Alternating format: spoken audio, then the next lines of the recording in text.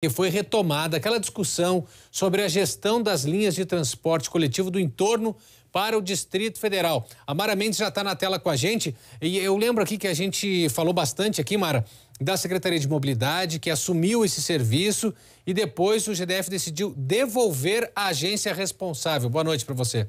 Oi, Porta Nova, boa noite. Isso mesmo, porque na verdade isso é uma grande dor de cabeça para o governo do Distrito Federal e também para o governo de Goiás, porque não para os dois governos a tarifa não é justa. Isso porque o Distrito Federal ele acaba sendo limítrofe para Goiás, né, Porta Nova. Então tem gente que mora aqui no DF, que trabalha em Goiás, e tem gente que trabalha aqui no DF e mora em Goiás. Aliás, muita gente, né, que mora em Goiás e trabalha aqui no Distrito Federal. Então, essa reunião hoje entre os governadores de Goiás, Ronaldo Caiado, e a governadora em exercício, Celina Leão, com o ministro de Relações Institucionais, Alexandre Padilha, traz luz aí no fim do túnel, principalmente para quem tem que usar esse transporte, que a passagem não é nada barata. Então, isso já acaba complicando a vida dessas pessoas, que muitas delas acabam perdendo emprego aqui no Distrito Federal por conta do valor da passagem. Então, essa reunião, o intuito dessa reunião é para criar um consórcio. O que os governadores de Goiás e do DF pediram para o governo federal?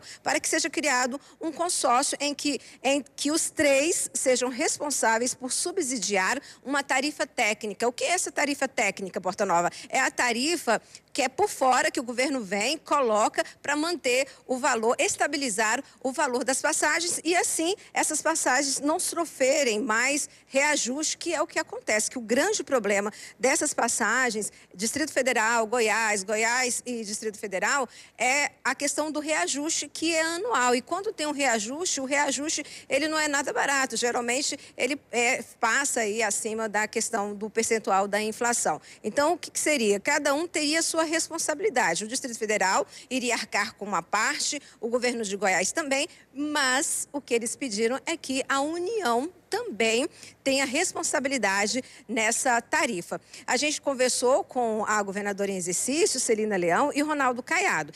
Todos dois disseram esperar que o governo federal atenda a esse apelo. Vamos ouvir?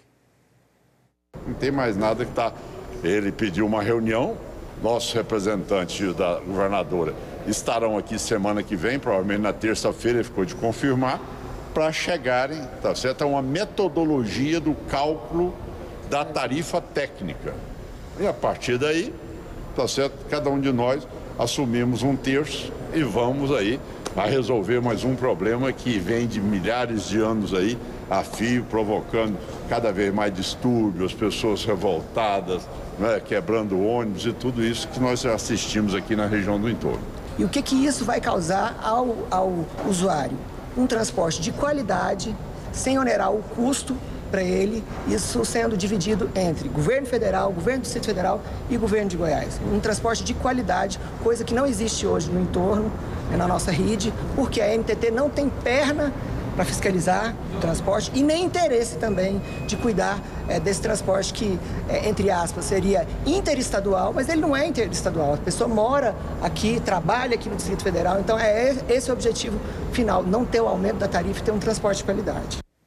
E aí, Porta Nova, em relação a essa questão, né, o governo federal vai ou não, conversando com alguns representantes do governo aqui do DF e também do governo federal, o que se mostra é que há sim uma disposição do Palácio do Planalto de ajudar a fazer parte aí, a compor esse consórcio. Isso é o que a gente sabe de bastidor, mas aí a gente só vai saber mesmo na semana que vem se a gente vai ter uma resposta positiva ou não. Agora tem uma informação de momento, Porta Nova, é que hoje o ministro das Cidades, Jader Filho, se reuniu com o secretário de Transporte e Mobilidade do Distrito Federal, Walter Cassimiro, e o deputado federal, Rafael Prudente, e se comprometeu em liberar o dinheiro da União para começar a ampliação, a extensão do metrô de Samambaia, que deve ser publicado nos próximos dias a licitação da construção de ampliação do metrô de Samambaia.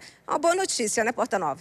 Exatamente, 2 pontos importantes. Então, a ampliação do metrô de Samambaia e a discussão, quem sabe, para uma solução dessa história do transporte do entorno, porque realmente foi o que a governadora em exercício falou, não é uma região, não é um transporte interestadual, vamos dizer assim, é uma região metropolitana que tem que atender ali com uma linha ou com várias linhas essa ligação. A gente vai acompanhar, claro, com isso com muita atenção. Obrigado, Mara.